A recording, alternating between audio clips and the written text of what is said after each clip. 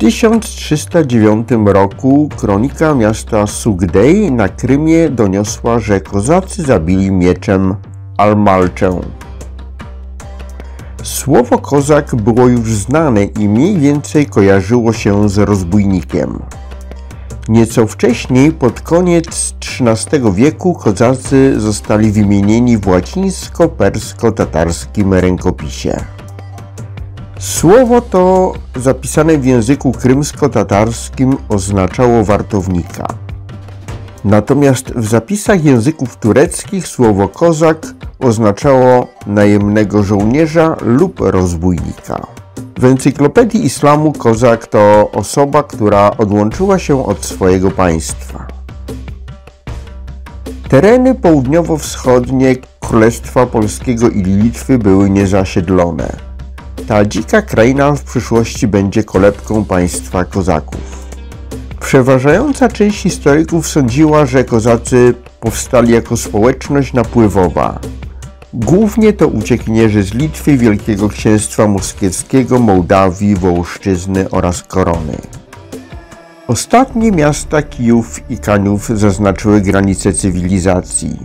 Dalej były ogromne puste tereny porośnięte dziko rosnącą florą, rzeka Dniepr, jary, doliny, a dalej niezaludniony step, dzikie pola, żyzne tereny, lasy pełne zwierzyny.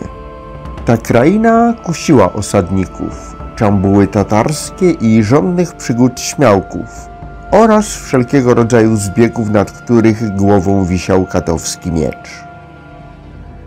Tu łatwo było się ukryć, przeczekać, stąd łatwo było grabić tereny zasiedlane po włączeniu tych ziem do korony.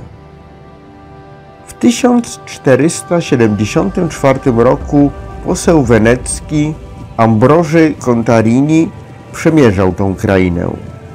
Pisał, że jest tu przerażająco pusto, bez osad, wsi, warowni, kraina lesista, pełna zbójów. Po wielu dniach podróży dotarł do pierwszej osady drewnianego Żytomierza. Szlakami czarnym, wołoskim i kuczmańskim ciągnęły łupieszcze wyprawy tatarskie.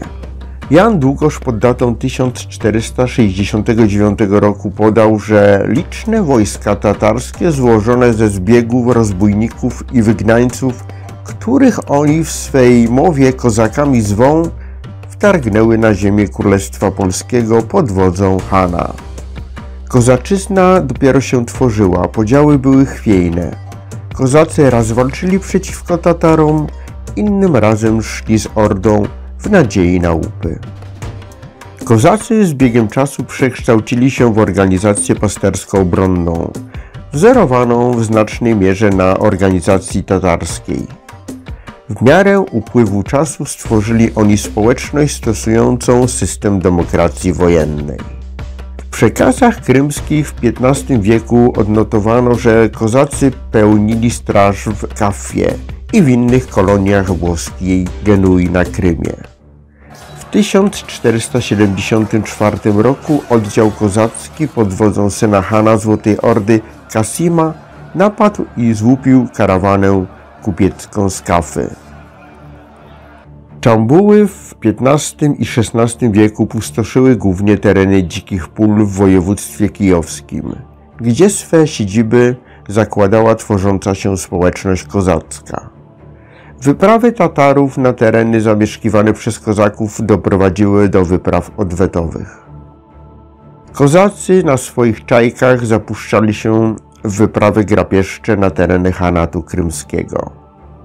W 1493 roku namiestnik czerkaski i poddany króla polskiego kniaź Pochtan Gliński na czele kozaków zniszczył tatarską twierdzę Oczaków. Forteca ta leżała około 70 km od obecnej Odessy nad Morzem Czarnym. Królowie polscy zaczęli wykorzystywać antagonizmy między kozakami i Tatarami. Kozaczyzna stała się strefą buforową między Hanatem i Rzeczpospolitą. Kozacy bronili Kresów przed czambułami ordy idącymi po Jasyr. Kresy to mieszanie się wielu kultur. Tworząca się społeczność kozacka zapożyczyła zwroty, kulturę, broń i stroje od Polaków, Turków i Tatarów. Swoje obozy kozacy zaczynają nazywać z tatarskiego koszami, kołczany na strzały sahajdakami. Miecze zastępują lżejszymi i poręczniejszymi krzywymi szablami. Podgalają włosy, pozostawiając na górze charakterystyczne, zwisający bądź zawinięty za ucho kosmyk. Osełedec. Od Turków do języka kozackiego, a także do polskiego wchodzą nazwy Buława, Buzdygan, Buńczuk, Baraban, Tabor. Na początku XVII wieku zaczęła tworzyć się świadomość odrębności narodowej ludów zamieszkujących południowo-wschodnie Kresy, które dadzą początek Ukrainie.